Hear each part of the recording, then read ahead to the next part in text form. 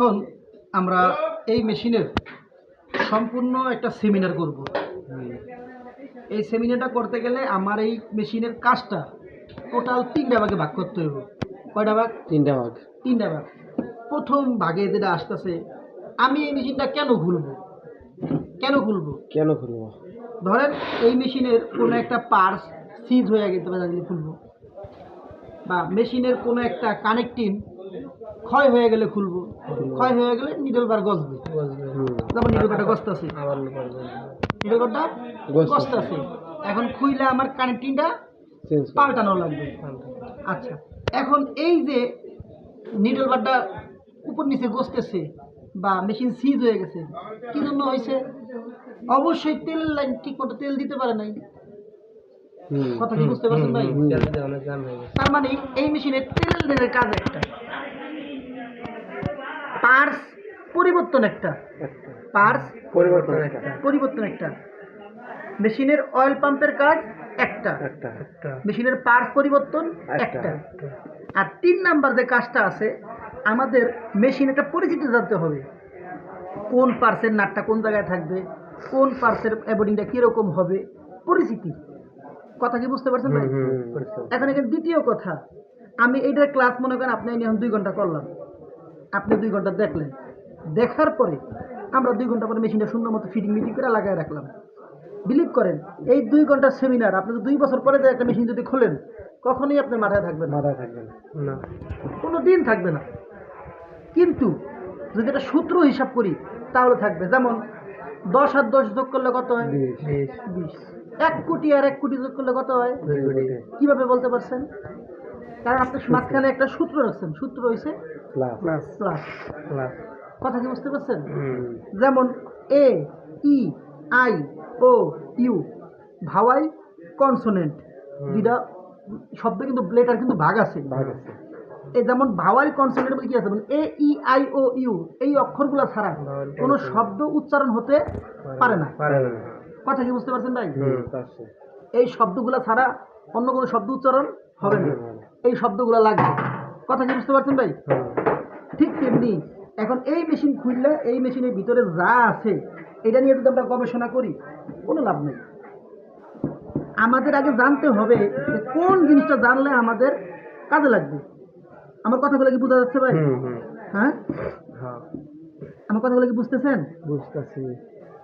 আচ্ছা, তো প্রথমে যদি আসি, প্রথমে আমি অয়েল পাম্প নিয়ে কথা বলি। অয়েল পাম্পের কাজটা কি জানেন?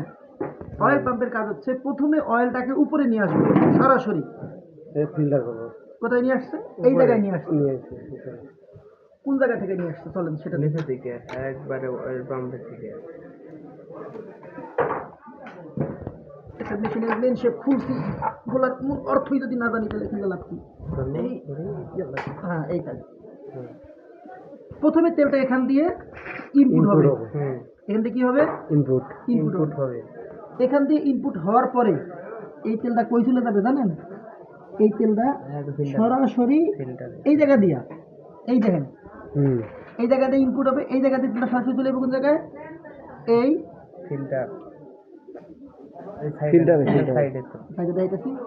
একটা কানেকশন, ঠিক আছে, গেছে। আর এই যে একটা কানেকশন দেখছেন, এটা হলো রিভার্স।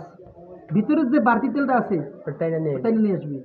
এবং এই যে এখান দিয়ে দেখো তেলের লাইন আসছে, এটা আবার ওই যে উপরের যে ফিল্টার আছে না, ফিল্টারের উপরে ওই যে তেল হয়ে তেল এখানে আসছে, এখান থেকে এখানে তো ঢুকছে, এখান থেকে তেলটা আবার এই বডির ভিতরে তেল সাপ্লাই দিতেছে। কথা কি বুঝতে পারছেন? বডির ভিতরে নিচের কানেক্টিং থাকে মোট 4টা। কয়টা? 4টা। কি দেখেন, প্রথমে আপার লুপার, তারপরে মিডল বার, সরি নাইফ। প্রথমে কি? আপার লোয়ার লুপার, তারপরে নাইফ, তারপরে নিডল বার, তারপরে লোয়ার লুপার। যেই কয়টা ফাংশন ওই কয়টা কানেক্টিং আছে। কথা কি বুঝে গেছে? এখানে কোনো প্যাচ গোছের কোনো হিসাব তারা রাখে নাই, ঠিক আছে? যদি হাত দিয়ে ঘুরে দেখেন, এখানে এগুলো কানেক্টিং আসছে, আসার পরে এই চেম্বারটা আলাদা, ঠিক আছে? এই চেম্বারের পাশে দেখেন আরেকটা ফুটা আছে, দেখছেন? এখানে দেখছেন এখানে ফুটা দেখছেন? এই ফুটার কাজটা কি জানেন? এই ফুটার কাজটা হলো যদি এই মেশিন দিয়ে আপনি 5 থ্রেড করতে চান, এটা আছে কি 4 4 থ্রেড। থ্রেড। এখন আপনি যদি বলেন যে ভাই এই মেশিন ধরে আমি 5 থ্রেড করবো, হ্যাঁ দেখেন 5 থ্রেড করার লেগে দেখেন এখানে দেখেন কানেক্টরটা দেওয়া আছে, দেখছেন? দেখছেন? দেখছেন এটা রাবারের একটা কানেক্টর দেখছেন? কানেক্টর দেওয়া আছে। দেখছেন? হ্যাঁ, দিয়ে আটকা দেওয়া আছে। হ্যাঁ, এই জায়গায় একটা আমরা ভুষ বসামো, এই জায়গায় একটা ভুষ বসামো, ভুষ বসাইয়া এই ফাংশনের সাথে এই যে এখানে আরেকটা ফাংশন বসবে, এই ফাংশন জোড়া দিয়া এটা চাইলে কি করা যাবে 5 থ্রেড করা যাবে। কারণ 5 থ্রেড আর 4 থ্রেডের বডিটা যে জায়গায় তৈরি হয়েছে, বডিটা এক ডাইসেই তৈরি হয়েছে। যেটা পার্স লাগায় নাই ওটা 4 থ্রেড, যেটা পার্স লাগাইছে ওটা 5 থ্রেড। কথা কি বুঝতে পারছেন? বুঝতে পারছি, হ্যাঁ? বুঝতে পারছি। আচ্ছা, তাহলে আমরা উপরন্ত না যাই, যেহেতু 4 থ্রেডে ক্লাস করাইতেছি, তাহলে তেলের কানেকশনটা আমরা নিচের কতটুকু জিনিস বুঝতে পারছি। এখানে তেলটা ইনপুট হবে। এখন তেল যে উঠে না, কেন উঠে না সেই প্রসঙ্গে আসি। এই যে এই জয়েন্টটা দেখছেন, জয়েন্টটা প্লাস্টিকের জয়েন্টটা, এলবো এটা ফাইটা যায়। এলবো ফাইটা যায়। এটা কি হয়ে যায়? ফাইটা যায়। ফাইটা যায়। ম্যাক্সিমাম সময় এইটা ফাইটা যায়। ফাইটা যায়। এটা ফাইটা গেলেই তেল ওঠে না, উঠবো না, নিকট। মন থাকবো। বা পাইপ ফাইটা যায়। তো যদি আমার অয়েল না ওঠে, আগে আমি তো খুললে আমি সুন্দর মতো এই সব মতো আমি আগে এটা চেক দিই কি হইলো। যদি দেখি এখানে কোনো সমস্যা নাই, সাথে সাথে আমার জয়েন্টে চেক দেওয়া লাগবে। কথা বুঝতে পারছেন? সবাই বুঝতে পারছেন? আচ্ছা, এখন লাইট তো ইনপুট হইলো, উপর থেকে আরেকটা লাইন এসে এখান থেকে ঢুকে তেল দিতেছে, তাই না? এবার চলেন উপরের কার্যক্রমটা দেখি আমরা। উপরে কি হইলো,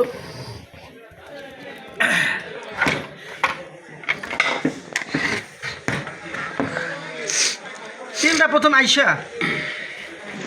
আইসা এখান দিয়ে ঢোকে।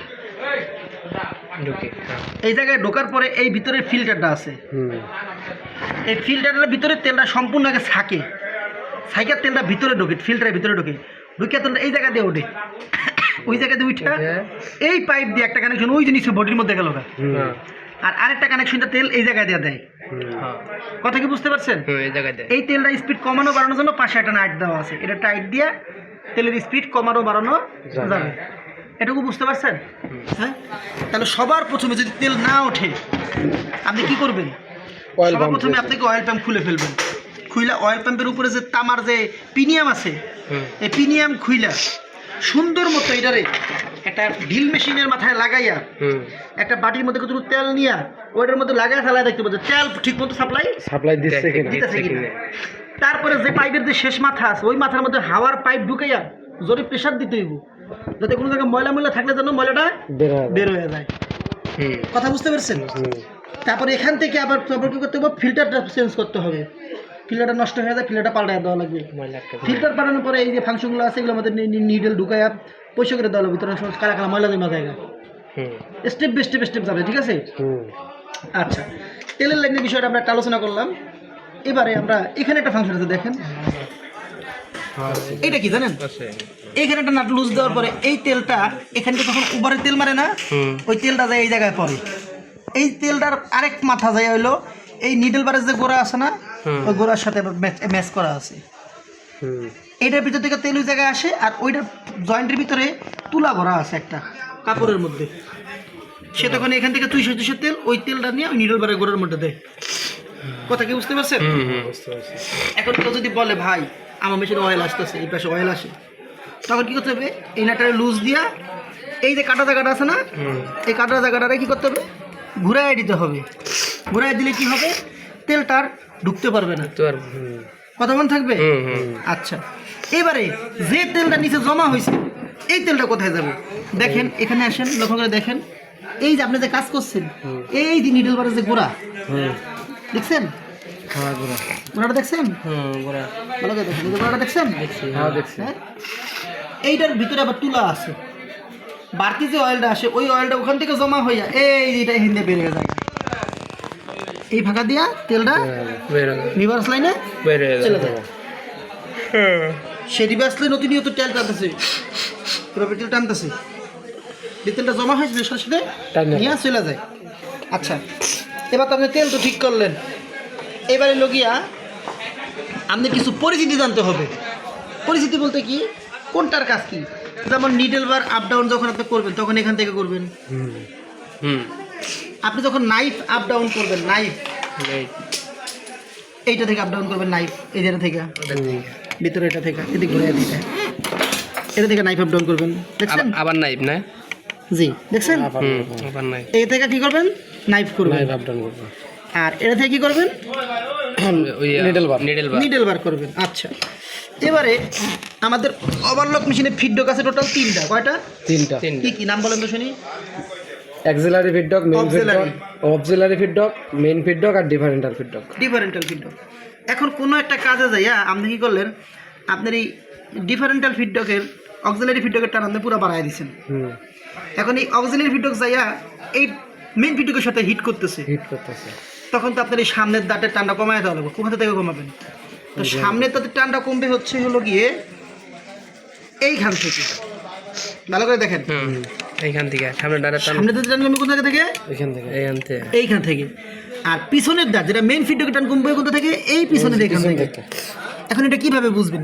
এখন আমি যে প্রথমে একটা কথা বলছি, এই মেশিনটা যদি আমরা একটু পরে বন্ধ করে দেবো, 2 বছর পরে বা 1 বছর পরে মেশিন যদি খোলা হয়, আপনি সব কি যাবে? ভুলে যাবেন। এখন আমাদের সূত্র হিসেবে আগাইতে হবে। চলেন আমরা সূত্র হিসেবে আগাই। সূত্র কেমনে? আমরা খুব লক্ষ্য করে যদি দেখি, এই সামনের যে দাঁতটা আছে দেখেন, এটা এই পাশে টাইট দেওয়া, তার মানে এই পাশের ফাংশন কোনটা? এইটা। এটা গেছে কোন পর্যন্ত? এই পর্যন্ত গেছে। আচ্ছা, তাহলে এটা জোড়া বাইরেছে কোন জায়গায়? এই জায়গায় জোড়া বাইরেছে। এখান থেকে কই আসছে? এখানে আসছে। এখান থেকে জোড়া আসছে কি? তার পাশে আসছে। তার পাশে থেকে জোড়া কই গেছে? নিচে গেছে। নিচে যাওয়ার পরে দেখতেছি এখানে টাইট ধরে একটা অপশন আছে। তার মানে এই নাট লুজ দিলে সামনের ফিডডক আগে পিছে হবে। সামনেরটা, হ্যাঁ। কথা বুঝতে পারছেন? এখন আপনি অন্য মেশিনে বসছেন, ধরেন আপনি এই মেশিনে বহেন নাই, এখন এইটার ওইটার এলেঙ্গি এখানে না দিয়া এই পাশ দিয়ে দিছে, হ্যাঁ, বুঝতে পারে না? এটা যেমন এই পাশে দিছে, এটা কিন্তু এই পাশ দিয়েও দিতে পারতো। হ্যাঁ। এখন এইটার এই পাশ দিয়ে দিছে দেখে আরেকটা মেশিনেরও যে এই পাশে থাকবো না, আরেকটা মেশিনের এই পাশেও থাকতে পারে, যেমন ঝুঁকি মেশিনের এই পাশে। ঠিক আছে, কিন্তু আমার যাইতে হবে কি? সূত্র ধরা। আমার কি ধরে যাইতে হবে? সূত্র ধরা। কথা কি বুঝতেছেন? আচ্ছা, তো ধরেন মনে করেন আমি এটা বুঝলাম। এখন আমার দ্বিতীয় যে স্টেপ, এখানে যেটা আসতেছে, এই পাশের ফিডব্যাকটা ওইটা, এই পাশের ফিডব্যাকটা এইটা, তাই না? আচ্ছা, এখন এই যে এইটা, এই জিনিসের যে ফিডব্যাকটা, এ কি করতেছে দেখেন, ইনি কিন্তু মূল এর ঘুরাইতেছে, ইনি কারে ঘুরাইতেছে আরে এটাই তো করে এই শেপ, মেন শেপ, এই জিনিসের শেপের এই শেপটাই মূলত কিন্তু দুইটা ফিডব্যাকের আগে পিছে করতেছে। তার মানে এইটা কি? Stitch counter. এটা কি? Stitch counter.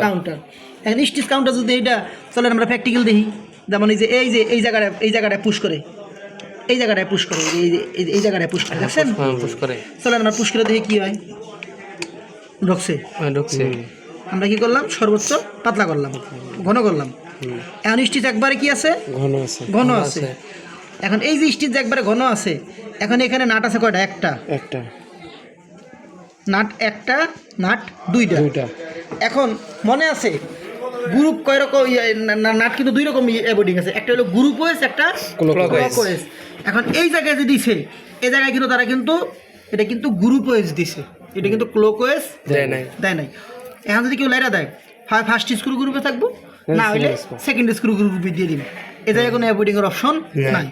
এই পাশে একটা অপশন আছে, তাই না? চলেন তো খুলে দেখি এটার মধ্যে কি গ্রুপ দিছে না ক্লক দিছে। চলেন প্র্যাকটিক্যাল দেখি, খুলে আগে দেখি নাকি। কারণ আমাদের মূলত জানাটা মেন, এগুলো তো আমরা কোনো গার্মেন্টসে যাইলে পাবো না। কিন্তু কোনো দিন যদি বেশি খোলার প্রয়োজন হয়, তখন যেন আমার পারফরমেন্সটা যেন আমি তুলে ধরতে পারি, এই জন্য আমাদের জানা।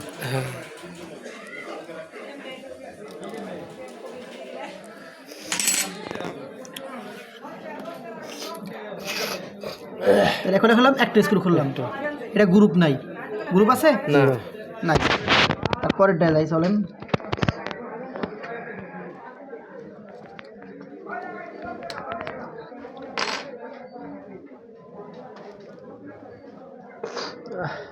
হ্যাঁ, হয়ে গেছে রেহান ভাই।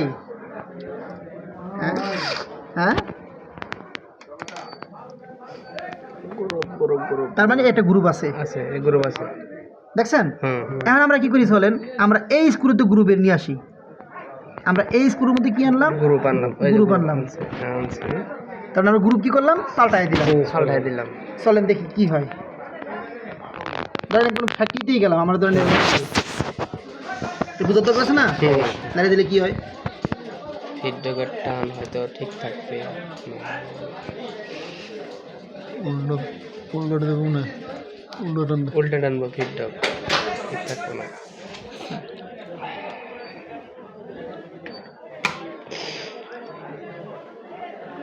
মেশিনের টান তাহলে কি নাই? ঠিক নাই। হ্যাঁ, টান ঠিক নেই। মেশিনের টান ঠিক আছে? না, ঠিক আছে? ঠিক নেই। তাহলে এই জায়গায় ইনোভেশন বলতে কিছু নাই। যেহেতু এখানে ওই গ্রুপে আছে লড়াই, আমি তারপরে গ্রুপে দিলেই ঠিক হয়ে গেল। তার মানে এখানে তাহলে ইনোভেশন কিছু নাই, শেখার মতো কোনো অপশন রাখে নাই। যদি এই জায়গায় অ্যাভয়েডিং থাকতো তাহলে অবশ্যই এখানে খুব ভালো একটা ফাংশন, ফ্যাটলকের মতো। ফ্যাটলকটার মতো যদি এখানে কোনো অ্যাভয়েডিং থাকতো তাহলে ভালো ছিল। তারা এখানে কোনো অ্যাভয়েডিং রাখে নাই, কিন্তু এখানে একটা অপশন আছে, সেটা হলো কি, কোনো মেকানিক যদি চায় গ্রুপ লড়াইয়া কিছুটাই ফিডব্যাক টাইমিং যদি লড়াইয়া দেয় তাহলে কিন্তু মেশিন জ্যাম হয়ে যাবে। মেশিন এটা জ্যাম হয়েছে। হ্যাঁ, জ্যাম হয়েছিল এটা। কোনটা? এই যে গ্রুপ লাগালাম যে, মানে জ্যাম বলতে মেশিন ফ্রি চলবো না, মেশিন তো জ্যাম চলবো, ফ্রি থাকবে। কি করলেন আবার? ওইটাই তো, মানে কেউ যদি অ্যাভয়েডিং যদি কিছুটা লড়াইয়া দেয়, যেহেতু গ্রুপ নাই, গ্রুপের নাট লাগলো, ডুস লাগলো, গ্রুপ ছাড়া তো একটা নাট আছে, ওখান থেকে একটু অ্যাভয়েডিং লড়াই দিল, ফিডব্যাকটা এটা কিছুটা বুস্ট, কিছুটা লড়াচড় করাই দিল। যারা ইন্টারভিউ নেয় হাতের মধ্যে কত বুদ্ধি, কত কিছু করবো। তার মানে এই জায়গায় আমার কোনো ফাংশন রাখে নাই, গেছে? আচ্ছা, তারপরে আমি যদি এই ফিডব্যাকের যদি এখানে আসি, এই জায়গায় এই বলের নিচে যদি আসি, এই বল কি করতেছে, ফিডব্যাকে উঁচা নিচা করতেছে। তার মানে উঁচা নিচার একটা অ্যাভয়েডিং আছে, এটাও এখানে রাখে নাই। ঠিক আছে, বুঝতে পারছেন? এবং আমাদের এখানে সবচেয়ে গুরুত্বপূর্ণ কাজ যেটা, সেটা হলো এই আপার লুপারের অ্যাভয়েডিংটা বুঝতে হবে 100%। যতগুলো কাজ আছে ওগুলোর অপশনাল কাজ, ওগুলো একটাও কাজের কাজ না। কাজের কাজ কোনটা? এই যে ফিডব্যাকটা আগে পিছের ফাংশনটা, এটা দরকার আছে। তারপরে এই আপার লুপারটা কতটুকু সামনে দিয়ে ধরবো, কতটুকু নিচে গ্যাপ থাকবো, নিডল বারের হাইটটা কতটুকু থাকবো, নাইফটা যে পড়তেছে, নাইফের ক্যামের নাটাই আপার লুপার নাইফটা আপ ডাউন করে, এটার ক্যামের ওই জায়গায় 5 মিলি নাটটা টাইটটা ঠিক আছে নাকি? ঠিক আছে। এই কাজগুলো যদি কেউ জানে, এর এই মেশিনটা পৃথিবীর যে মেশিনই দেখ না কেন সে ধরে লাগবে। কেমন করবো? প্রথমে ভিডিও দিকে চাইবো, এই পাশে যায় দেখবে, এই পাশে নাট আছে তাহলে 2টা, তারপরে 2টা নাট এখানে বেরিয়েছে, 2টা ফাংশন বেরিয়েছে, একটা এই যে একটা 2টা, এটা আছে এই পর্যন্ত, এইটা রয়েছে এখানে, এটা রয়েছে এখানে।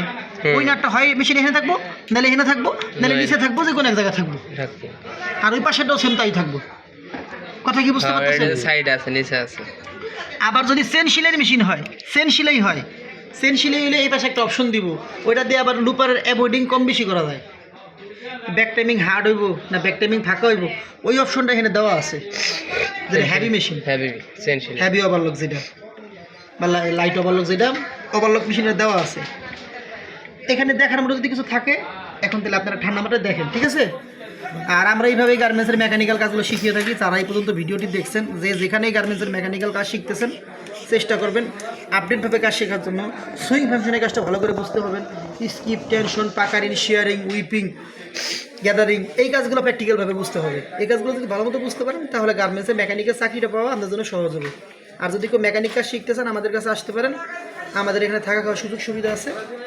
আমরা চাকরি পাওয়ার আগ পর্যন্ত আপনাকে কাজের জন্য সাপোর্ট দেবো ইনশাল্লাহ। ঠিকানা দেবেন। ধন্যবাদ সবাইকে।